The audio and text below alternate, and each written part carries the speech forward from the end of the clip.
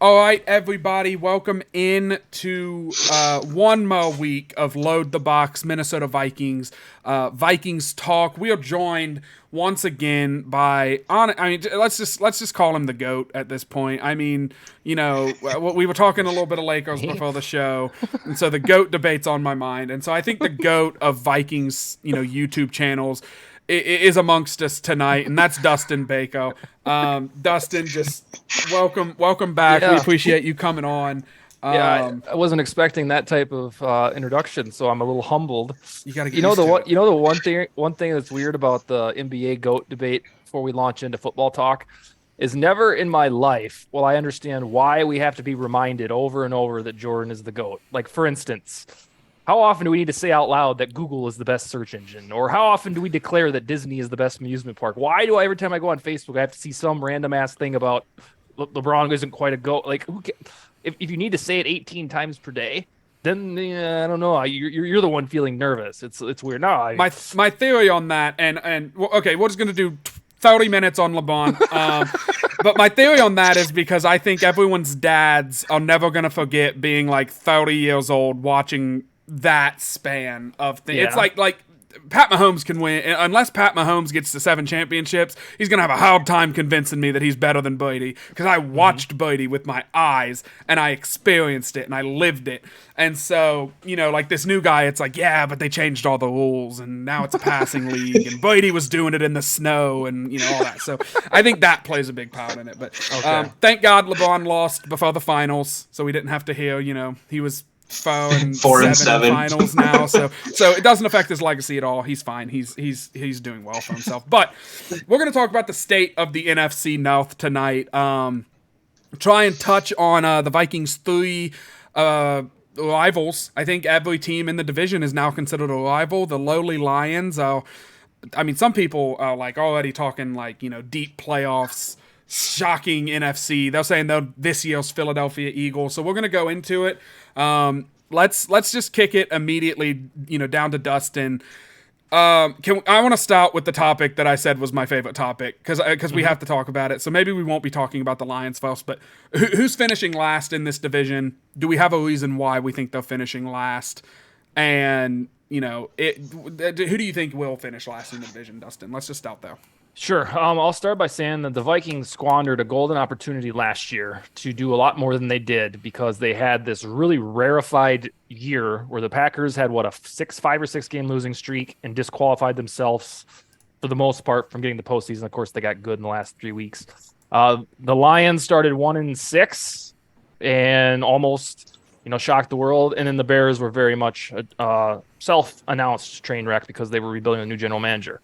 And when we look back on that year, we'll say, wow, they finished 13-4, which is fine and dandy for a first-year head coach. But that really was the year where if you wanted to go seize the thing by the esophagus and make a playoff run, everything in retrospect was there. I digress. Last place this year. I don't think any of the teams are going to be shitty. I'll get that out of the way. I think they're all going to be, no, yeah, okay, these guys are back. They know what they're doing. I am not writing an obituary on the Packers because I'm not a moron. And then the Lions, I respect them, and I do like their roster building. I just don't. We'll talk about this for the next 45 minutes ad nauseum. I don't understand why the Jared Goff-led team is like, yeah, baby, they're going to playoffs. When you have Kirk Cousins and it's like, oh, he's the reason they're not going to be able to do anything. It's like, why do we have this dichotomy? Jared Goff makes $33.5 million per year. So it's not like, it's $8 million and hurrah for him. No, they make the same amount of money for the most part because of the $35 million. So that leaves me in last place at the Bears. And it's not because I'm disrespectful or I think that they're even doing a poor job. I think they had the offseason handed to them on a platter with the first overall pick. And so long as they've just found the right bidder, it makes it look like Ryan Foles is awesome. Look what he did. But now they have to go play the games. I do believe Justin Fields will be pretty good. I know there's a lot of contentious debate about whether or not he's already in the top 10, top 12, or whatever it is. We're trying to shove him in that territory.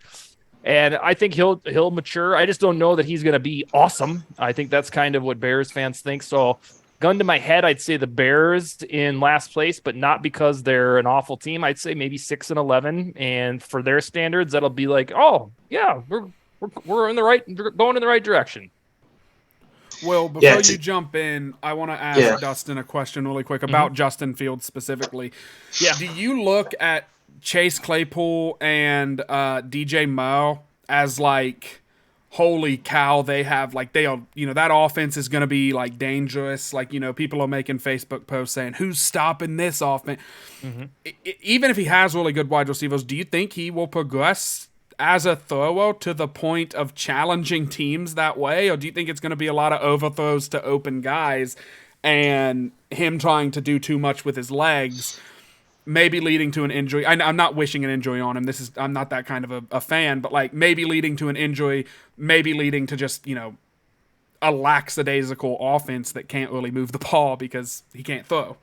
Yeah, he's always going to have that speed and his ability to tuck and run going for him, and that will lead a lot of people to believe, like, oh my God, he's so exciting, and like Michael Vick-ish, and before Michael Vick had his problems, self-induced problems. So I really think there will always be a generalized excitement about Fields because he's so quick and he was a first rounder.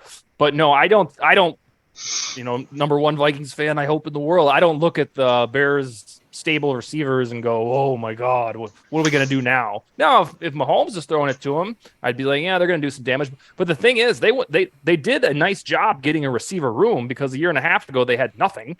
And now they've got like 6 guys that you're like, oh, that guy could actually maybe get 700 yards. That guy could get 800 yards. And of course, DJ Moore could always get 1,300. So they've done a wonderful job getting him the weapons.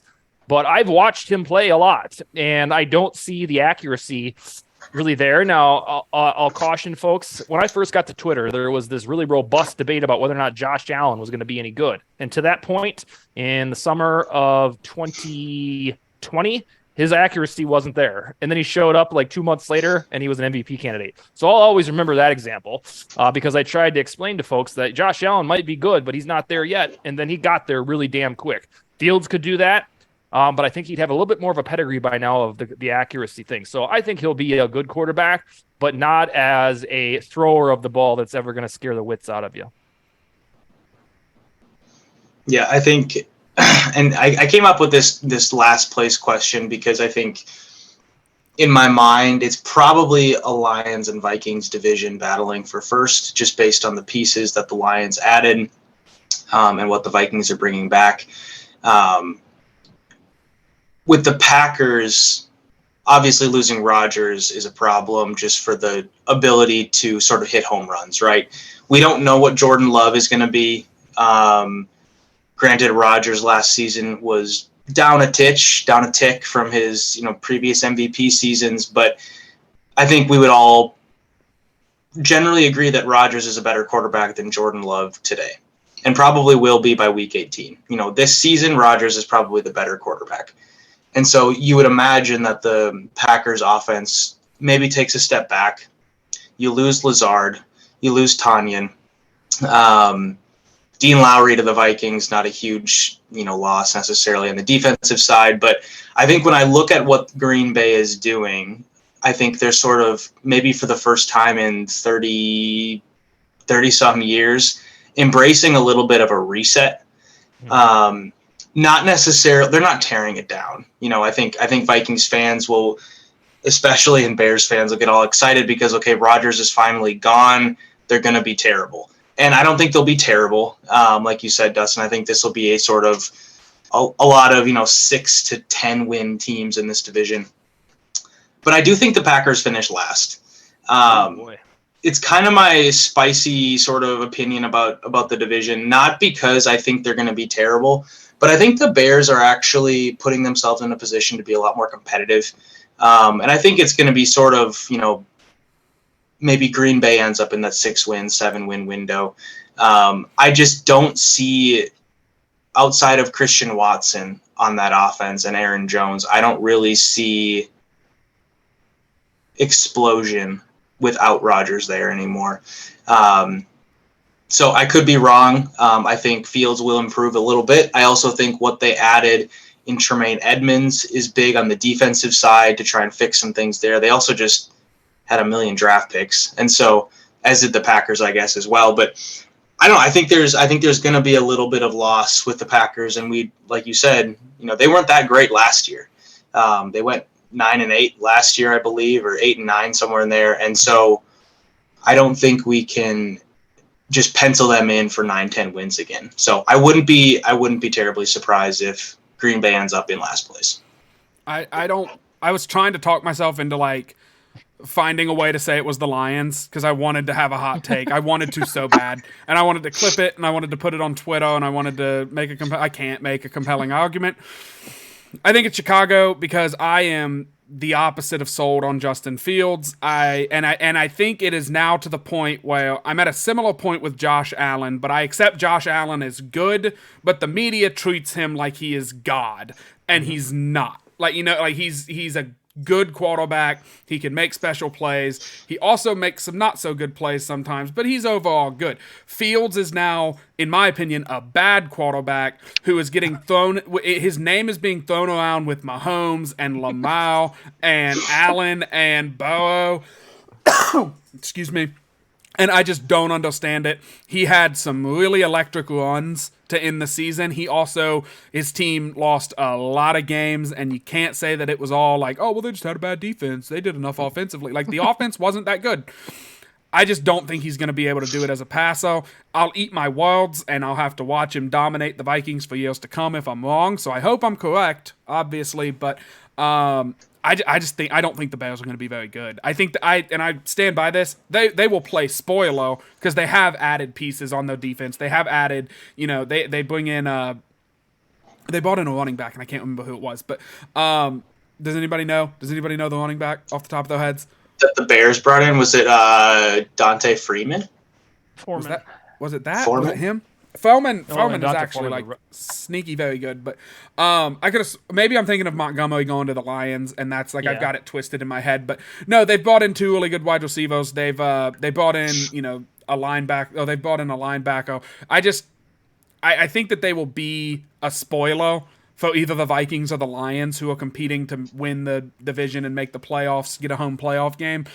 But I think they're like a 5-win team. If the over-under was 5.5, I would probably go under. I'm not putting faith in Ryan Poles and Justin Fields. I just can't at the moment. They also have a defensive head coach with Eberflus, so it's kind of concerning. So I know this isn't like a sports betting podcast, but I did look up the over-unders. Green Bay and Chicago are at 7.5, and this is from FanDuel, so I'm sure there's different ones, but 7.5 for Green Bay and Chicago. 8.5 for the Vikings, 9.5 for Detroit. So to Dustin's point, Vegas sees the division jumbled together. Yeah. Kind of on that idea of, the Lions, right? You know, sort of taking this skyrocket jump in an off season where they haven't actually played a football game. Who did have the best offseason? And I think it's maybe a meatball of a question, but maybe we'll start with you, Jordan. Who, in your opinion, who did have the best offseason in the division, and why? Oh man, so it's difficult. You know, I wear this Vikings hat, and so I want to say it's the Vikings, but it's not. It just can't be the Vikings. I don't think they did a ton. It feels like we have a lot of question marks as a team, and so I think you have to say it was probably Detroit. I mean, I liked their draft. They kind of got some flack for like overdrafting the linebacker they took and like overdrafting, the running back and like. But if you flip those picks, like I don't know, I liked their draft a lot. I thought that they nailed a lot of picks. I really liked the Hendon Hooker pick. I think that sets them up for a golf replacement if they want to get out from under that. And I know currently a lot of this talk is about the 2023 season, but we're talking about an offseason. You're signing 2 3-year deals. You're drafting guys that are going to maybe not contribute immediately. It's going to be, an investment. I think Detroit could have one of those off seasons that we look back at 2-3 years from now and we're like, oh, like they nailed that one. Similar to whenever the Vikings had like, I think they got like Kendricks and Daniil in the same draft, and it was like, oh, they nailed that one. Or maybe I'm getting it mixed up, but like the Vikings had one of those drafts. It was like the first or second year Zimmer was here. It was like, yeah, they got really good players. Well, yeah, 15. Thank you. Mm-hmm. And it was like they got really good players that were key contributors on the 2017 defense. that went to the NFC Championship Yeah. game. So I think they could have had one of those types of off seasons this year that sets them up for years to come to be really successful. I mean, Chicago also did a lot, but I think I'm call me the Justin Fields hater. I just like it's tainting my mind for Chicago. I think they have a cap on them. I really do. So I'm going to go with Detroit. I'm going to stick with the national narrative. I mean, Dustin, you had a little bit of a quizzical, disagreeing look on your face as Jordan was going on his monologue there. Mm-hmm. What do you think? I'll preface this by saying that in terms of their standing and what they did, I enjoy where the Vikings are at right now more than I do these other teams, mainly because they have Justin Jefferson, Christian Darrisaw, TJ Hawkinson for the long haul. So by me not mentioning the Vikings as the best offseason, in my opinion, they didn't have to go do a bunch to be competitive or win the NFC North. So I'm leaving them there, and I won't say they have the best offseason. In terms of the movement, I think the best offseason was the Bears because first of all, they didn't bungle having the first overall pick. There's our teams that would have done that would have stayed pat and done something kooky like draft Will Anderson, but they maximized that pick that the Vikings gift wrapped them and Lovie Smith gift wrapped them and turned that into a bunch of capital. And then, by the way, they got DJ Moore, Tremaine Edmonds, TJ Edwards, Nate Davis, the tight end Robert Tonyan. Who else? Travis Homer, and then Donta Foreman, like we talked about. So they went and got a bunch of veterans because they had more money than God to spend in free agents. So I think they spent it wisely, and we know those two linebacking additions will be great because Bears linebackers are always heavenly. But in terms of there's this disconnect for me because I don't think they're going to be great this year. I think it's going to take a little bit of time because I don't think Fields is upper echelon yet, and like Twitter tells me. But then I don't have any grievances with the Lions offseason, but I'm kind of in reverse with where Jordan is, where if he's anti-Fields or can't understand the hype, I can't overlook how the Lions have Jared Goff, and we're supposed to pound our chest and be like, well, he's going to be good now. Because every time I watch him, I'm like, oh, yeah, all right, that's works for me. And then on top of it all, they started 1-6 last year, and nobody cares about that. What's to stop them from doing that again? Their defense, even last year when they got good, their defense was still atrocious. If you pull up EPA per play, you use that little machine, you sort it from when they got really good and about week 13 to week 18, you're like, oh, they were still 28th ranked in defense, and they have the same defensive coordinator. So I'm not sold that just because they beat the Packers, which was awesome, in week 18, that they're going to be the next big thing. I think they're better than the Lions, we already know. But yeah, my long answer is I think the Bears personnel-wise, because of TJ Edwards and Edmonds and DJ Moore, who if he had an established quarterback throwing to him, you'd be like, God, what an addition. But now you're just hoping that Fields is accurate enough to get him the ball. So I like the Bears offseason, and the huge haul they got for trading the pick to Carolina was a formality, but at least they got it done. I think as a notable Cousins hater, I'm so used to being like, oh, this guy stinks, and then like, he's overpaid and all that stuff that, like, I look at Goff and I think of him in, like, a similar light. Cousins is much better than Goff. Cousins impressed me a lot last year, but, like, I think my brain is just like, yeah, like, similar stuff. And now I've seen Cousins can really produce in an offense. I'm like, Goff can figure it out. Like, I think what's going to end up happening is a year from now, the Lions are going to end up winning, like, 10 games or 9 games, and Chicago's going to win, like, 5. And it's going to be like, Jordan was right. But in 3 years, I think, is really when we answer this question. Like, all these questions are going to take so much time. It's what I love about this, because it really is, like, long-term investment. Yeah. And so it's going to take a while, but I see the argument. And always remember, if the Lions go 9-8 and get a wild card game, it is like, yeah, baby. I think I've said that on the show before. It's like, come on. If the Vikings go 9-8 and get a wild card, it's like, God damn it, we're doing this again, and we're all mad. That's what we have going for us right here. It's like, oh yeah, look at Goff, he took him to the playoffs. If it's Cousins doing that, it's like, look at Cousins fired up 9-8, couldn't win the division. It's the double standard. There's something about Cousins that is always just flies. Well, and Cousins wins the division, and then coach sends in a bad play call. Well, you have TJ Hawkinson running a check down route on the biggest play of the season, and Cousins says, I'm gonna give it to the big tight end and see if he can make a guy miss. And, like, bad decision by Cousins, awful play call by O'Connell. And national media, local media, fans of every color and shape and size say that guy stinks. He just doesn't have After it. a And it's wonderful game. And let's not even talk about the fact, and this is why I loved the addition, and we can kind of get into maybe some draft stuff. This is why I loved the addition of Jordan Addison. KJ Osborne dropped a first down the play before the first down play in the playoff game. The ball hit him here, chest, and he just let it, oh, well, there was a guy tailing him. I don't think he got a hand on it.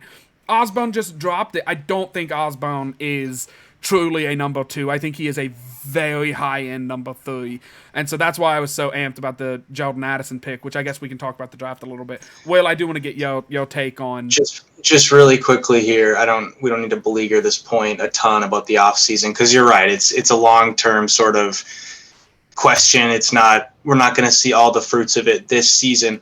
But what I did like about Detroit, and putting aside the Cousins-Goff stuff, I'm always happy to have a Cousins-Goff debate because I think it can be ended in about 3 minutes. But for the sake of the question and the offseason and the Lions, I think what I do fall back on with the Lions and why I actually do have a level of belief that they're going to have a very good year. I do not think they're worthy of playing on opening night against the Chiefs. I think that's a little bit maybe fast forwarding their timeline, if you will.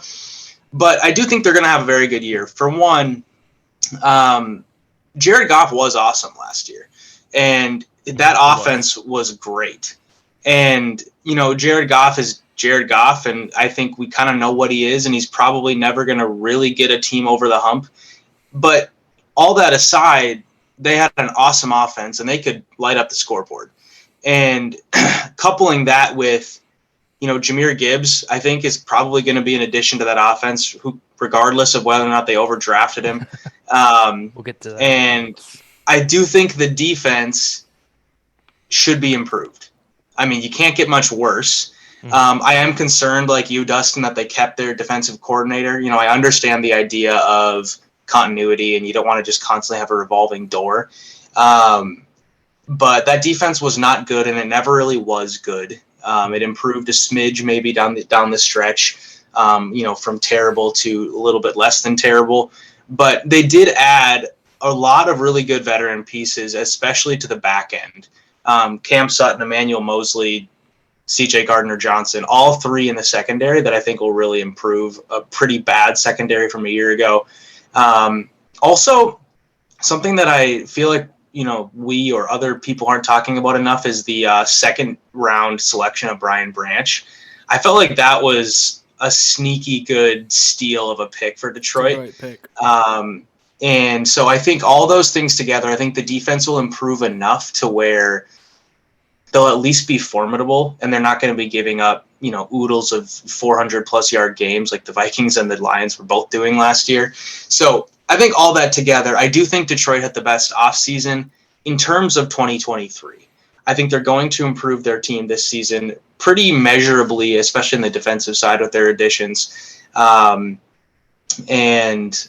the Bears, I think, like you said, will improve, but I think it'll probably be more of a long-term thing.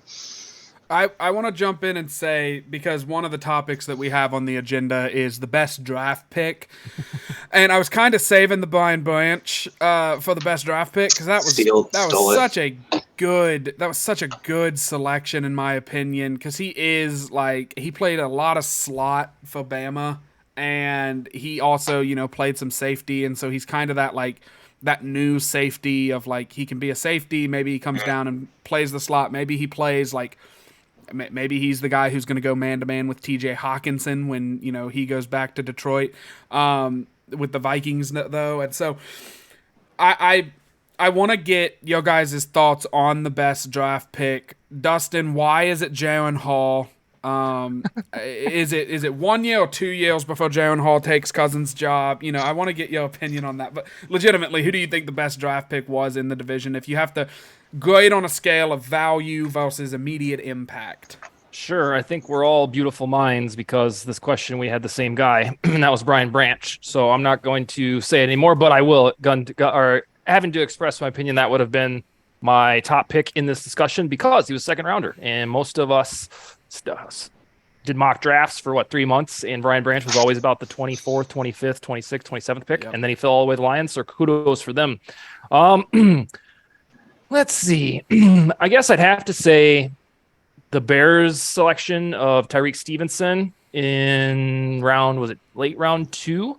I know that wasn't really like an extreme value, but I enjoyed his tape, thinking he could eventually be a Viking when we weren't sure what they were going to draft, if they were going to maybe wait for a cornerback, which they ultimately did.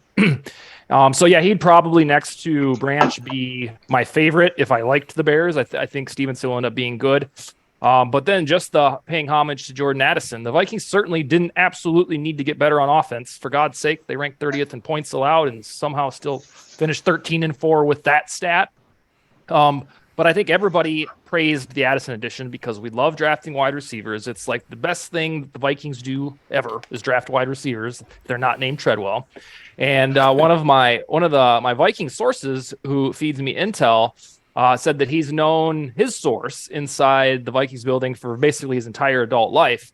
And 3 times in his life, he's got a text message about this time on the calendar saying that, man, this rookie looks good.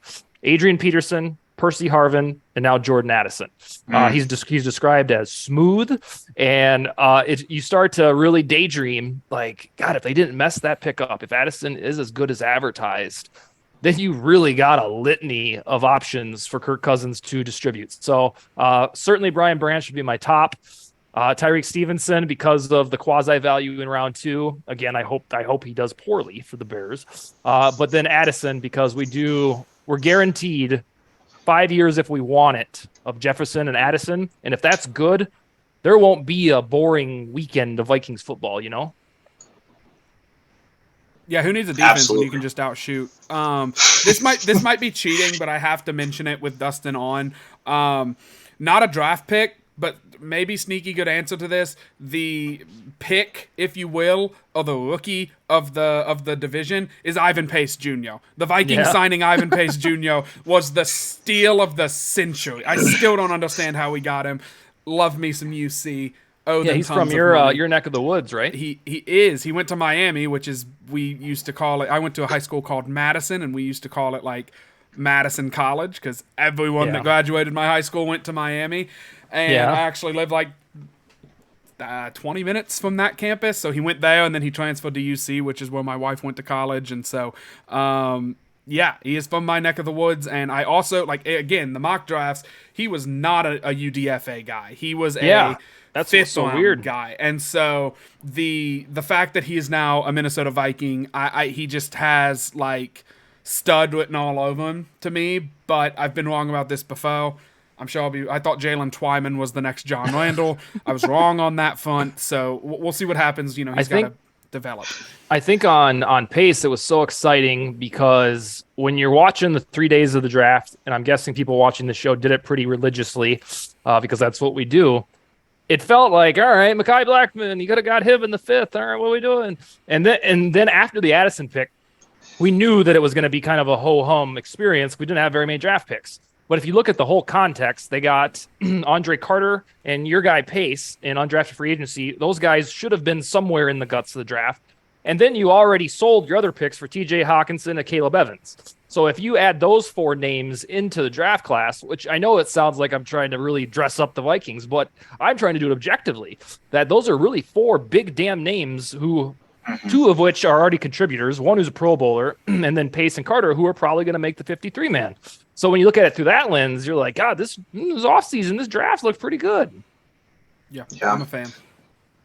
I think the last thing I want to talk about, and this just came to my head here, and it's kind of a, it wasn't on the agenda, and it's sort of the hot button thing these days in Minnesota, but what's Dalvin Cook going to do on June 1st?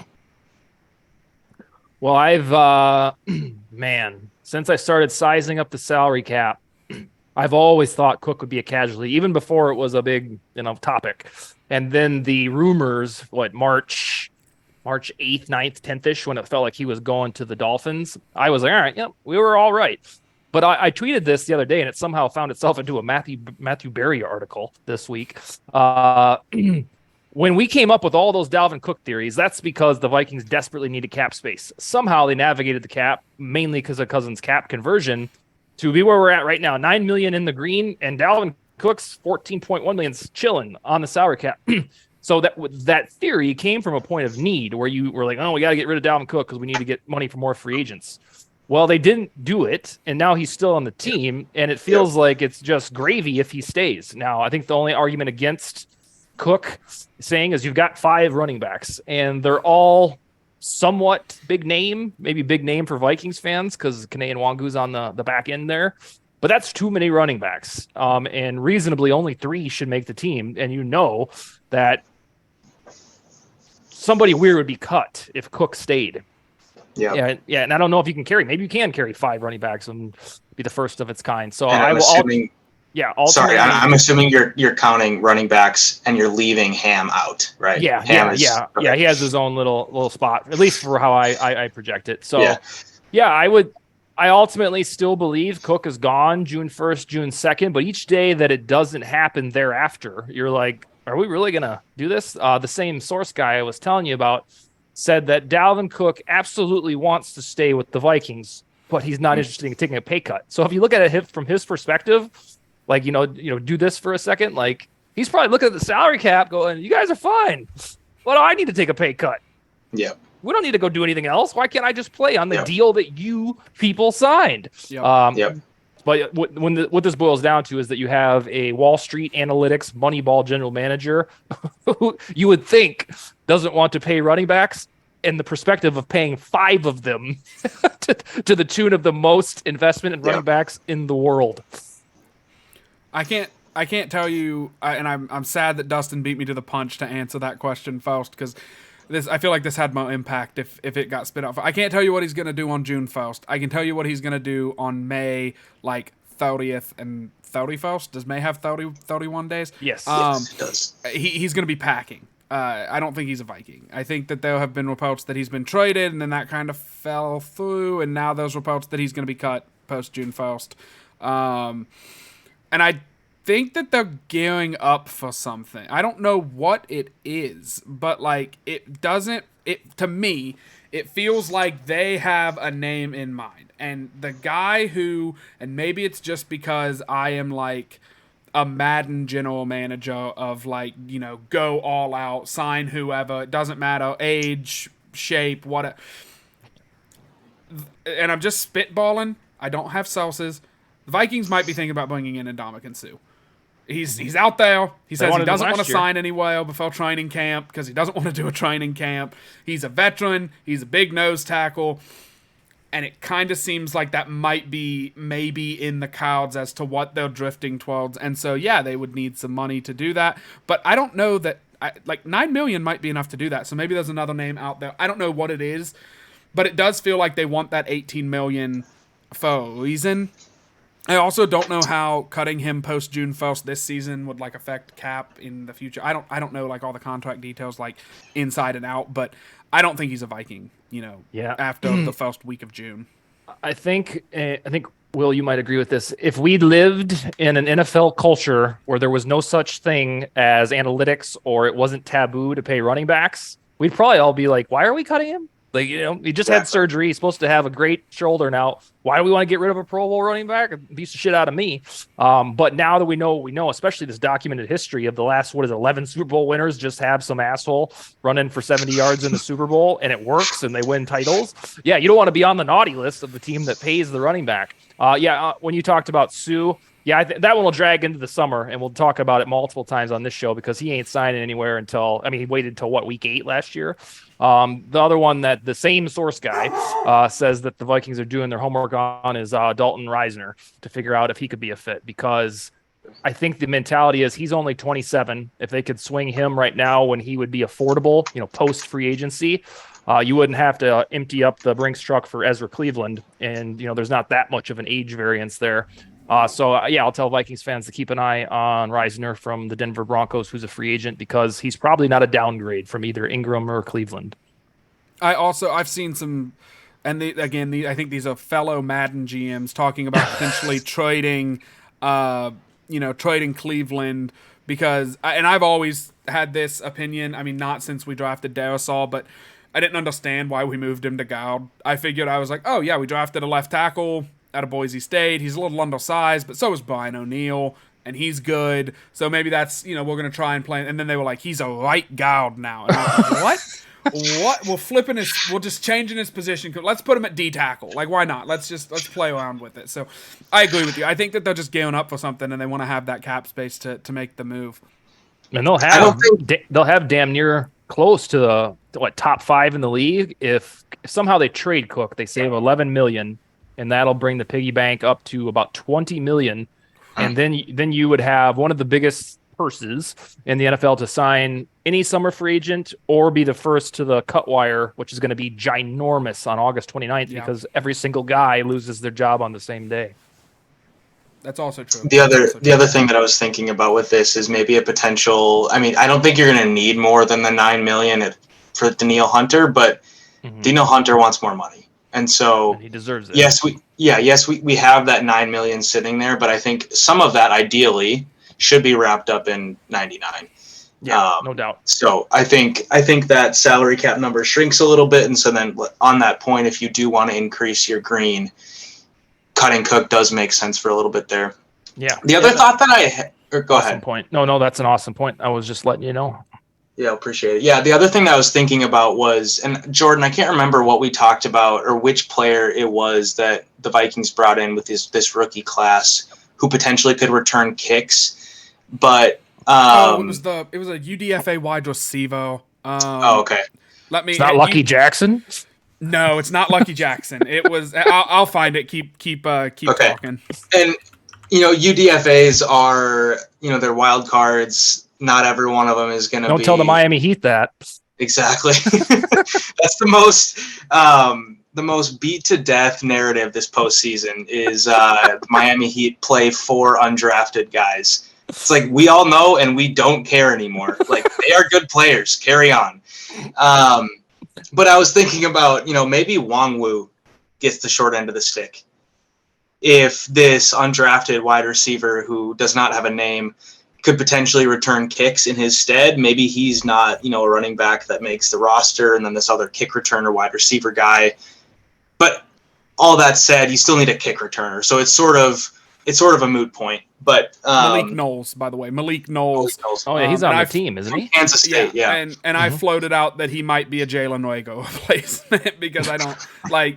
Why is he on the team? I don't think he makes it to the 53. The other thing, Will, is the NFL seems like they're on the cusp of changing the rules on kickoffs. They just the owners have to pass it so that if you get the ball at the 3-yard line, you can just put your arm up and get it to 25. So in theory, if you wanted to really be serious about this concussion thing, you could be just a team that always takes it to 25 until maybe the fourth quarter if you need to spring something loose, and then you put in KJ Osborne or Rager or something like that. But yeah, I think if that rule comes to fruition and teams actually embrace it, Ken A would be a real spooky roster cut because what if you don't need him to do his 1 or 2 kick return touchdowns per year, then what does he do? And I think I don't think, but I wish they would go and I don't know if you guys followed the XFL at all, but like the XFL's kickoff was nuts. Like I actually enjoyed it a lot. I thought it was exciting, and it wasn't like every game had a kickoff or touchdown in it or anything, but it was different, and it wasn't ball booted out of back of end zone. Mm-hmm. Okay, yeah, it's almost like it's like an MLB first pitch. A lot of these kickoffs at this point, well, it's almost like ceremonial. Like it's like, okay, let's go out here. Let's let the kicker. Let's let him show how hard he can kick the ball off a tee, and then we'll start. It gives us an excuse to go to another commercial break after a touchdown, so we can get 2 of them in like 5 minutes. Like the kickoff needs to change, and I don't think that adding a fair catch on a kickoff is the change that fans would want. I think that they want a little bit more action and less touchbacks and things of that nature, while also keeping the game safe and everything. And I thought the XFL did a good job of that. So, do you think Roger Goodell could swallow his pride enough to, take a rule change from Dwayne "The Rock" Johnson? Is that he took one from Vince McMahon? Every time you see the sky cam on the wire, I mean, it's not a rule change, but it's a broadcast change, and that came straight from the original XFL.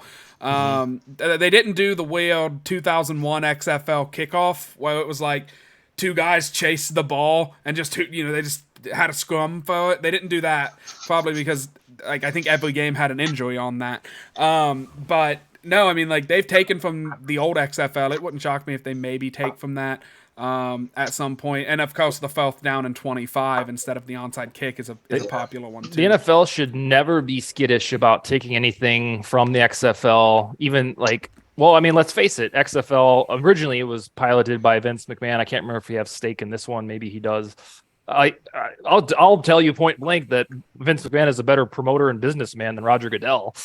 That's just a fact. I mean, Roger Goodell's done a great job, but there's nobody. I mean, Vince isn't humanitarian of the year, but in terms of what he did for his sport, that's a lot better than what Goodell did. It's just that more people happen to care about football in general than wrestling, but there should never be any anxiety or embarrassment about stealing stuff from wrestling, because wrestling should be considered the cream of the crop in building a product. Well, and I would say that you look at the XFL and it has nothing to lose, and it's kind of starting from the ground, and it can say, hey, well, football, but it has to promote itself on, hey, we changed this rule.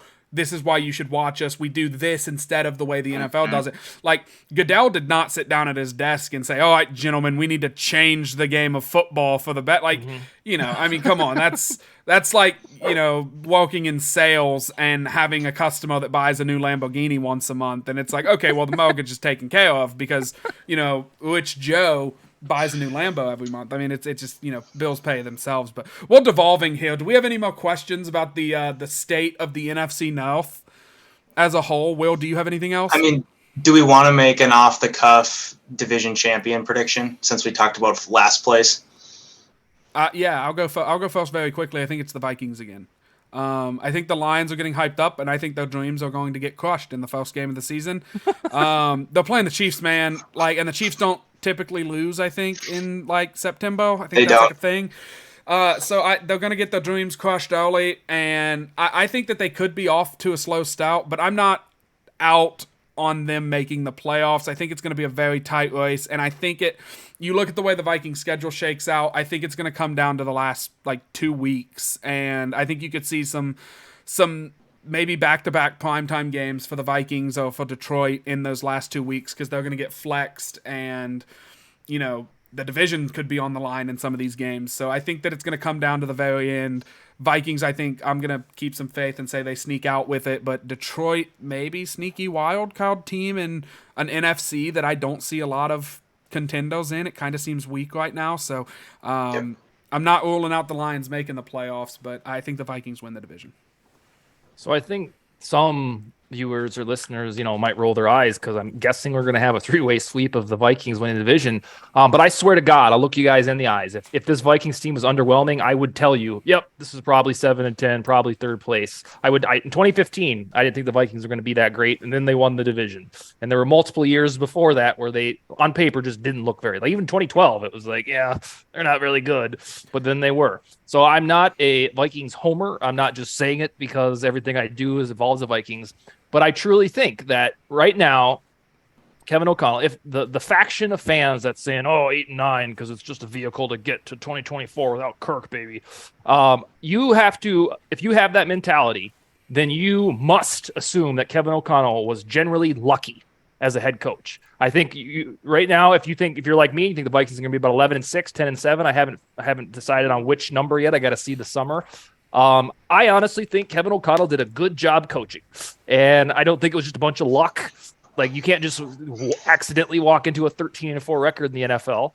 Yeah, the Bills game was great, and Josh Allen shouldn't have fumbled. That's not my problem. The Vikings capitalized on his gaffe, and they won the football game. So I truly believe that if you think that the Vikings are 9-8 because that's the record that Kirk endorses, then you're saying that everything about last year was all O'Connell, just sheer luck in his first year. And I refuse to believe that. I think he's a good head coach. They're not going to win 13 games this year because the schedule is murderer's row. So I've settled on either 10-7 or 11-6, and I do think they win the division, not because they're going to the Super Bowl and everything's going to be great. It's just that I think that finally Aaron Rodgers is out of the division, and it's justice that the Vikings would be the team that steps up and wins it for the first time in back-to-back years since 2008 and 2009. And then if we look back and say, well, why did it take that long? It's because Rodgers was there in Green Bay. This is all lining up that the Vikings can, alas, repeat as division champions. And then I have the Packers at second. Like I said, I'm not for one moment until it happens am I going to say, yep, they're done. Like I just assume Love's going to be pretty good, that they're going to be 9-8. I'm very content having the Lions right at a juicy 8-9, because I don't believe in them. And then I'll stick with my Bears at about 6-10. Or that's 6, the 6 11, that's the hottest take of the show, I think, is you have the Absolutely. Lions finishing third. Oh, yeah. The national media would have your hind end on a platter for disrespecting the future Super Bowl champions. What universe are we in? The only guy in America is saying the Lions won't win the division. Like, there should be some one poor soul somewhere saying the Lions will win the division, but instead it's the masses that are saying it. Well, it's crazy to me too, because I don't know if you guys ever watched like the Pat McAfee show, but they've got like Foxy, the Lions fan, on there, and his like motto since they've done the show was, "This is the year that we make the wild card and we lose in the playoffs."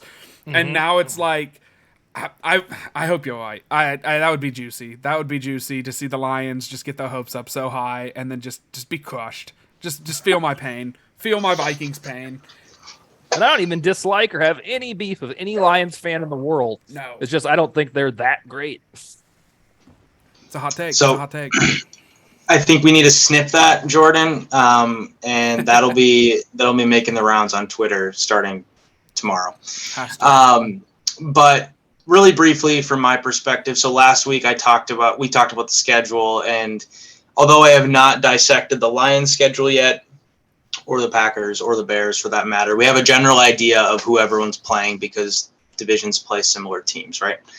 I also think the Vikings will finish in first, mainly because I need to have a little bit of take integrity, as they say. Last week, I didn't say this, but I said it is plausible that the Vikings could go into their bye with 10 wins. I think it'd be astronomical. It would be awesome. It would be, the 99th percentile outcome of their first, section of the season, the first 12 weeks. But there is a world in which they do go into the bye 10-2. I don't think that's going to happen. I think it could happen. So if I'm going to say that, I also need to I can't in the same breath say that the Vikings will not win the division, because I don't think the Lions are going to win 13 or 14 games. And so I do think the Vikings are going to have, similar to like you're saying, Dustin, 10-11 wins. If I'm being honest with myself, I think that last 4 or 5 game stretch is brutal. And I think, you have to have a really strong first 12 weeks to set yourself up to have a chance to hold on to the division lead. I do think Detroit finishes second. Like I said, I think Green Bay is going to finish last, and Chicago will finish at third. What I don't understand for the Vikings overachieving crowd, like I get it, 13 wins and a playoff loss is not desirable right away. Playoff loss right away, I should say. But I don't understand where all these lucky wins happen. There was one at the Bills that I guess was lucky because the guy fumbled on the line of scrimmage. The Saints one that people point to, well, that game would have went to overtime. And so what? Saints were just guaranteed to win in overtime. The comeback game, well, the Vikings shouldn't have played like shit in the first half, and they wouldn't have had to come back. So I don't see all of the luck that was involved with the Vikings. I see a team that decided to play good on defense in the fourth quarter only. And I think it's a very casual or surface scratch to be like, 13-4 lost to the Giants, they got lucky. No, I think that they were pretty good at what they did. Their problem is they didn't blow anybody out. So if the Vikings go 10-7, 11-6 this year, but they also have 3 wins by 17 points or more, great.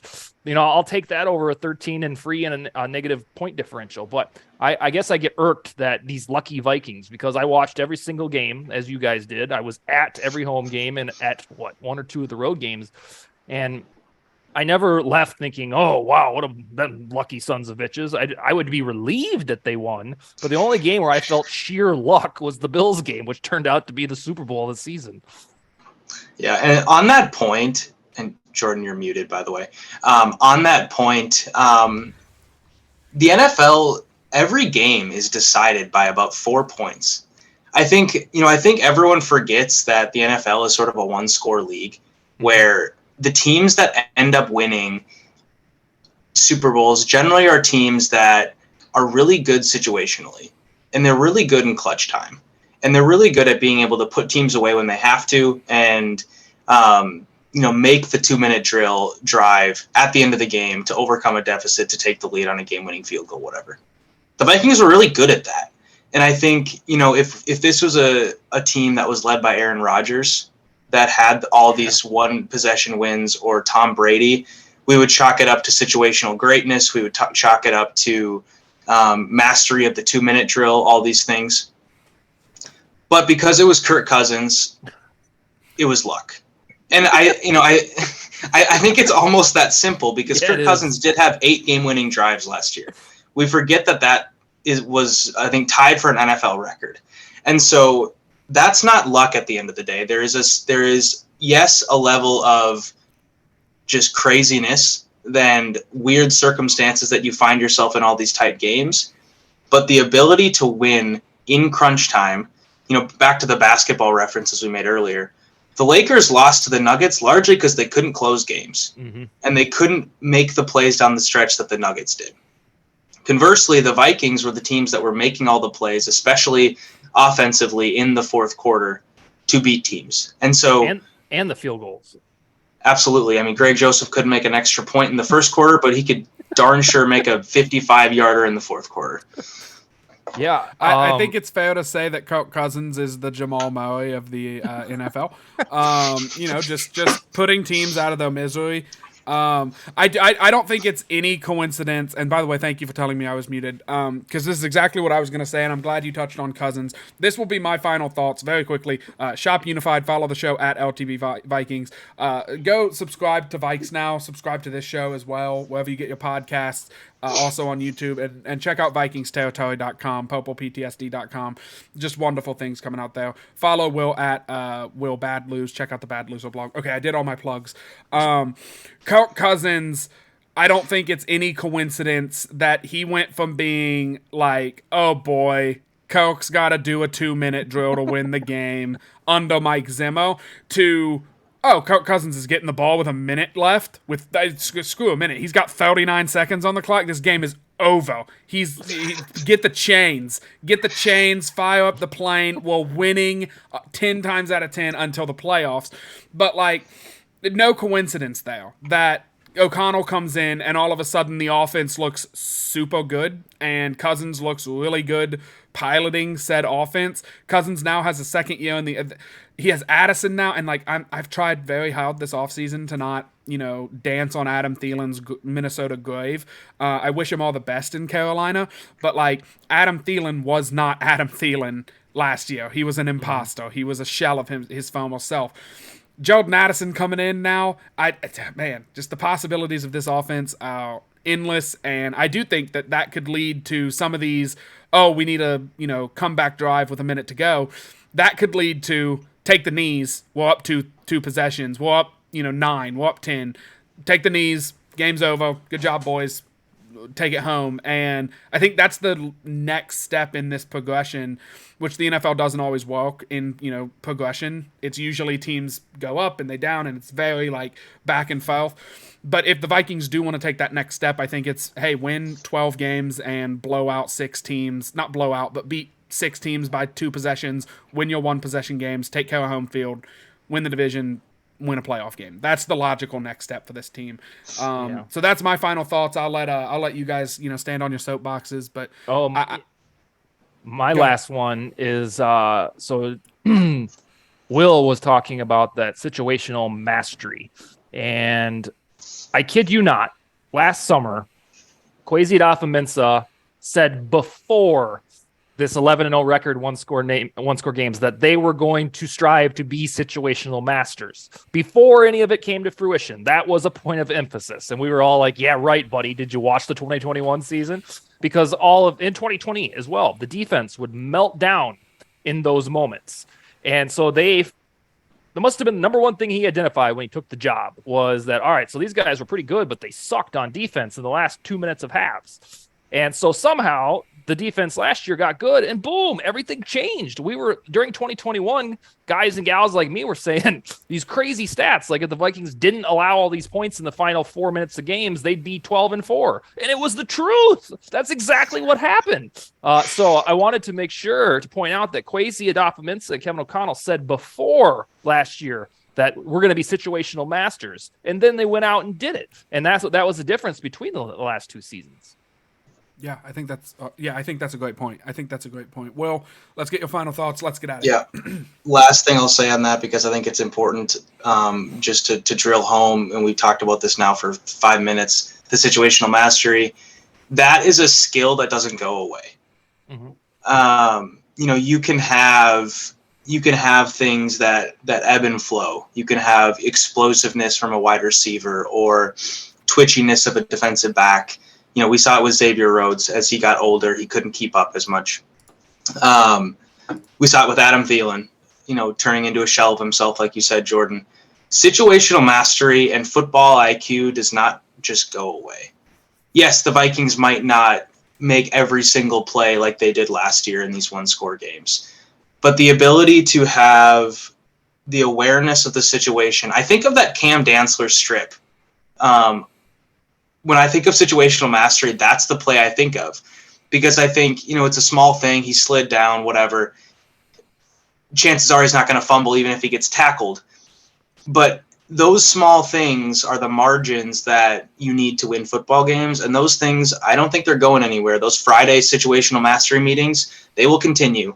And so I think we can expect this team to play smart football in close games. They're not going to go 11-0, but they're not going to make the boneheaded mistakes that we've seen this franchise make in these close games in the past. So I think that's something that we can all sort of hang our hat on as this new regime, sets its feet hopefully deeper in the Minnesota ground. So that's all we got. Jordan and I might be back next week. We'll see what happens with Dalvin Cook. We will definitely be back to talk about any more spicy news from the offseason. Until then, this is Jordan, Dustin, and Will signing off. Skol, y'all.